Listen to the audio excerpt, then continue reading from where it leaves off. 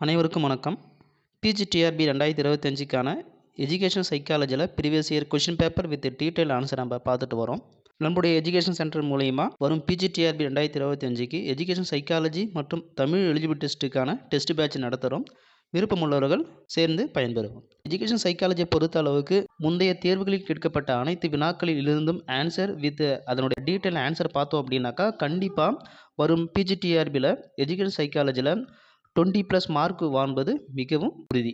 2022 நடந்த டிஆர்பியில் கேட்கப்பட்ட வினாக்களை பார்த்துருக்கோம். இதுக்கு முன்னாடி வீடியோ போட்டிருக்கோம், தொடர்ந்து பாருங்கள்.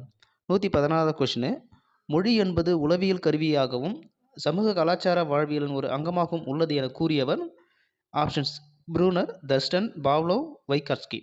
இதுக்கான ஆன்சர் டி ஆப்ஷன் வைகாட்ஸ்கி. அப்போ இந்த கொஷின் நம்ம இன்னும் விளக்கத்தை பார்க்க அப்படின்னாக்கா, மொழி ஒரு உளவியல் கருவி மற்றும் சமூக கலாச்சார வாழ்வின் ஒருங்கிணைந்த பகுதியாகும் என கூறியவர் வைகாட்ஸ்கி. வைகாட்ஸ்கி ஒரு முக்கிய சோவியத் உளவியலாளர், அறிவாற்றல் வளர்ச்சியின் சமூக கலாச்சார கோட்பாட்டை முன்மொழிந்தவர். அறிவாற்றல் வளர்ச்சிக்கு முதன்மை உளவியல் கருவியாக மொழி செயல்படுகிறது. தனிநபர்கள் தங்கள் எண்ணங்களை ஒழுங்கமைக்கவும் சிக்கல்களை தீர்க்கவும் திறம்பட தொடர்பு கொள்ளவும் உதவுகிறது என்று அவர் வாதிட்டார்.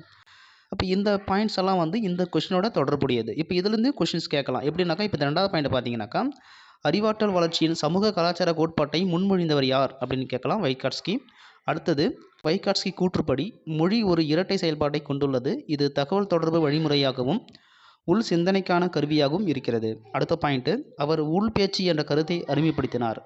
இது குழந்தை பருவத்தில் வெளிப்புற தகவல் தொடர்பிலிருந்து உருவாகிறது மற்றும் பகுத்தறிவு மற்றும் நடத்தைக்கு வழிகாட்டும் தனிப்பட்ட உள் உரையாடலாக மாறுகிறது. அடுத்தது 117, டேஷ் கூற்றுப்படி கல்வி என்பது மனிதனிடம் இயற்கையாக புதைந்துள்ள தெய்வீக தன்மையை வெளிப்படுத்துவதாகும். இதனுடைய ஆப்ஷன்ஸ் விவேகானந்தர், தாகூர், அரவிந்தர், மகாத்மா காந்தி. இதுக்கான கரெக்டான ஆன்சர் ஏ விவேகானந்தர். அதாவது விவேகானந்தர் கூற்றுப்படி கல்வி என்பது மனிதனிடம் இயற்கையாக புதைந்துள்ள தெய்வீக தன்மையை வெளிப்படுத்துவதாகும். இப்போ இந்த கொஷின்ஸுக்கு விளக்கத்தை பார்க்கலாம். சுவாமி விவேகானந்தர் கல்வி என்பது தகவலை பெறுவது மட்டுமல்ல, ஒவ்வொரு தனிநபருக்கும் உள்ள உள்ளார்ந்த தெய்வீகத்தன்மை மற்றும் திறனை கண்டறிந்து வெளிப்படுத்துவதாகும் என்று வலியுறுத்தினார். கல்வியானது குணநலன் வளர்ச்சி, தன்னம்பிக்கை மற்றும் தார்மீக பொறுப்புணர்வு ஆகியவற்றை வளர்க்க வேண்டும் என்று அவர் நம்பினார்.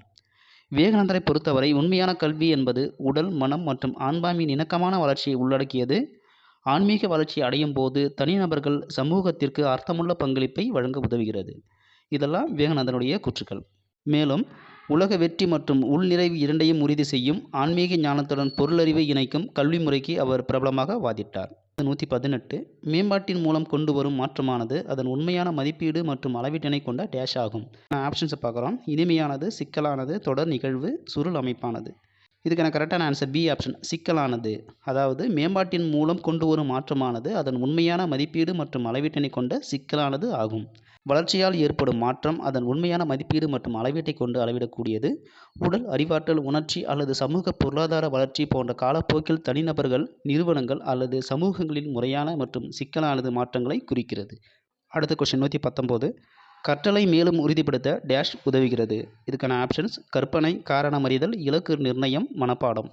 ஆப்ஷன் சி இலக்கு நிர்ணயம். அதாவது கற்றலை மேலும் உறுதிப்படுத்த இலக்கு நிர்ணயம் உதவுகிறது.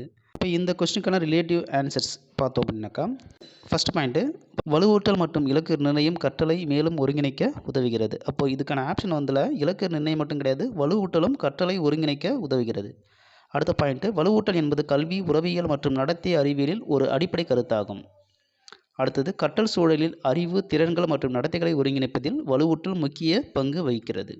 120வது கொஸ்டின், டேஷ் என்பது ஒரு பொருள் சார்ந்தும் அதற்கு எதிராகவும் இருக்கும் நிலையில் உள்ளதால் அது இருதுருவ கூறு ஆகும். ஆப்ஷன்ஸ் பார்க்கலாம். பற்று, நாட்டம், மனப்பான்மை, ஒழுக்கம். இதுக்கான கரெக்டான ஆன்சர் சி ஆப்ஷன் மனப்பான்மை. அதாவது மனப்பான்மை என்பது ஒரு பொருள் சார்ந்தும் அதற்கு எதிராகவும் இருக்கும் நிலையில் உள்ளதால் அது இருதுருவ கூறு ஆகும். இதுக்கான கரெக்டான ஆன்சர் மனப்பான்மை. மேலும் இதனுடைய விளக்கத்தை மனோபாவம், அதாவது மனப்பான்மை மனோபாவம் ரெண்டு ஒன்று தான். மனோபாவம் ஒரு இருமுனை கூறு ஆகும், ஏனெனில் அது ஒரு பொருளை சார்ந்தது மற்றும் அதற்கு நேர் எதிரானது. அடுத்த பாயிண்ட்டு, மனோபாவம் இருமுனை கூறுகளாக கருதப்படுகிறது, ஏனெனில் அது ஒரு தொடர்ச்சியான உணர்வுகள் அல்லது மதிப்பீடுகளை உள்ளடக்கியது. தேர்ட் பாயிண்ட்டு, மேலும் 2 எதிரெதிர் துருவங்களால் வகைப்படுத்தப்படுகிறது, ஒன்று சாதகமானது, மற்றொன்று சாதகமற்றது. இதுபோல் கிட்டத்தட்ட 1000 கொஷின்ஸுக்கு முந்தைய பிஜிடிஆர்பியில் கேட்கப்பட்ட 1000 கொஷின்ஸுக்கு நாம் ஆன்சர் வித் டீட்டெயில் ஆன்சர் நம்மளுடைய டெஸ்ட் பேட்சில் ஜாயின் பண்ணுற அனைத்து டீச்சர்ஸுக்கும் 1000 கொஷினுக்கு ஆன்சர் வித் டீட்டெயில் ஆன்சர் நம்ம கொடுக்குறோம். அதாவது இயர் வைஸாக கொடுத்து அதிலிருந்து நம்ம டெஸ்ட்டு கண்டக்ட் பண்ணுறோம். நம்மளுடைய டெஸ்ட் பேட்ச் எப்படி இருக்கும் அப்படின்னாக்கா, யூனிட் வைஸாக test plus previous year question paper ஒவ்வொரு இயருக்கு, அதாவது 2001, 2002 அது போல் 2022 வரைக்கும் ஒவ்வொரு டெஸ்ட்லேயும் ஒரு கொஷின் பேப்பர் கொடுத்து அதுக்கு விளக்கமான ஆன்சரும் கொடுத்து அதுலேருந்து நம்ம டெஸ்ட்டு கண்டக்ட் பண்ணுறோம். இந்த மெத்தட் உங்களுக்கு வரும் பிஜிடிஆர்பி 2025 எஜுகேஷன் சைக்காலஜியில் 20+ மதிப்பெண், அதாவது 20க்கு மேலே மதிப்பெண் பெறுவதற்கு மிகவும் பயனுள்ளதாக இருக்கும். சரி, மீண்டும் அடுத்த பதிவில் சந்திப்போம். நன்றி, வணக்கம்.